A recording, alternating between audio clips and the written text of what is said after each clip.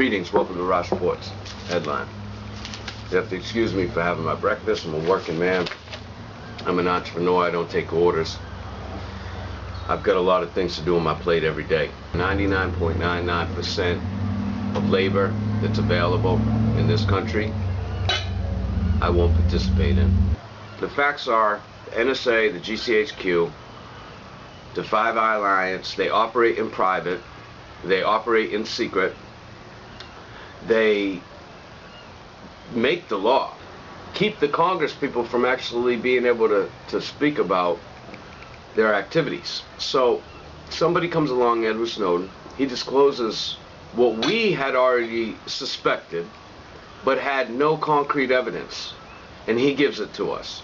And now you got these companies that are coming out and they're saying, yeah, you know, we're going to give you guys passwords and we're going to give you this and that. It's, you know, the guy that was the most powerful general in the land, Keith Alexander, went to work for the private banks, who he works for now as a consulting company, so he can, you know, cover his liability and still, you know, be able to reap in colossal amounts of money. Most powerful general that is supposed to be the most respectable, trusted person that we have here, right? Trusted, right? That's the key element. Well, the banks are owned by external forces. The Saud, the House of Saud, large interests in JP Morgan Chase, Bank of America.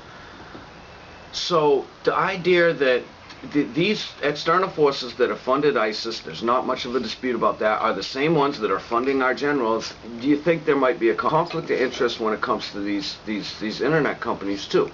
They were told by law they had to give backdoor access to the NSA, and by the way, they can't tell anybody anything about it. They agreed, they went along. They didn't do what Lavabit did. The man shut his whole company down, everything he had put his effort into. And him as a sole example shows you how phony and crooked these other companies. Americans are dumbed down, so they're going to still use these companies. They're being flooded with advertisement and these kinds of things. But here's the danger for Babylon, is that when people start to become educated about how Babylon has deceived them all this time up until now, then people take to art. I'm just giving you some realistic perspectives. You start to look into it a little bit further, you start to realize these people had really, in their mind, they had no choice. And they were driven to a point of such despair. And I'm talking about a spiritual despair. You can fool people as long as you want because you're experts at deception.